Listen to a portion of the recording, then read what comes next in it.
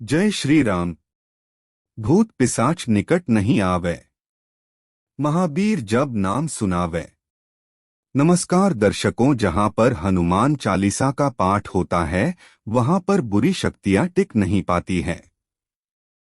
हनुमान जी के नाम सुनने से ही बुरी शक्तियां थर थर कांपने लगती है। कुछ ऐसा ही है आज का अनुभव। आइए सुनते हैं आज का अनुभव। मैं राजस्थान का रहने वाला हूं और 4 साल पहले मेरी शादी हुई थी। मैं एक बैंक कर्मचारी हूं और उस वक्त मेरी ड्यूटी जोधपुर में थी।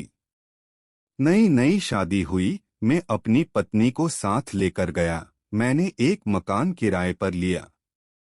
जब मैंने वह मकान किराए पे लिया तो उस मकान के पड़ोस में रहने वाली आंटी एक दिन मेरे पास आई और बोली कि बेटा, इस मकान में कोई लंबा नहीं रुकता है। मैं मजाक में बोला कि कोई बात नहीं आंटी, मेरा ट्रांसफर हो जाएगा, फिर मैं भी चला जाऊंगा। दिन में जब मैं ड्यूटी चला जाता तो मेरी पत्नी उस मकान में रहती थी। शाम को 5 बजे के बाद में आता।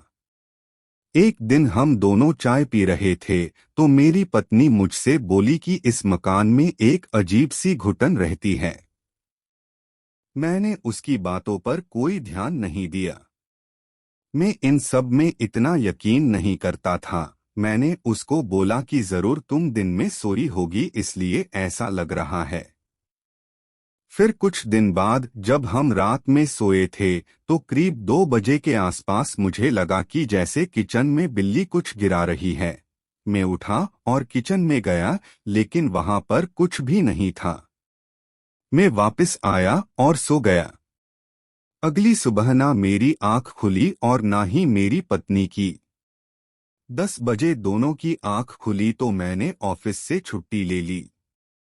फिर कुछ दिन बाद रात को 1:30 के आसपास मुझे ऐसा लगा जैसे कोई मेरी चादर खींच रहा है। मैं उठा तो देखा कि कुछ भी नहीं है, लेकिन अब मेरे मन में थोड़ा सा भय लगा। कुछ दिन बाद फिर एक ऐसा ही अनुभव हुआ। रात में जब सोया था तो बाथरूम से कुछ आवाज आ रही थी। जब मैं वहां गया तो फिर कुछ नहीं, लेकिन अब यह समझ आ गया था कि यहाँ कुछ ना कुछ जरूर है। इस तरह की अजीब अजीब अनुभव उधर डेली होने लगे। मैं इन सब बातों में यकीन तो नहीं करता था, परंतु जब सब सामने दिख रहा था तो यकीन करना ही था। अगले दिन मैंने मन ही मन यह विचार किया कि आज रात को हनुमान चालीसा का पाठ करके सोऊंगा, क्योंकि यह सुना था कि बजरंगबली के नाम से ही भूत भाग जाते हैं।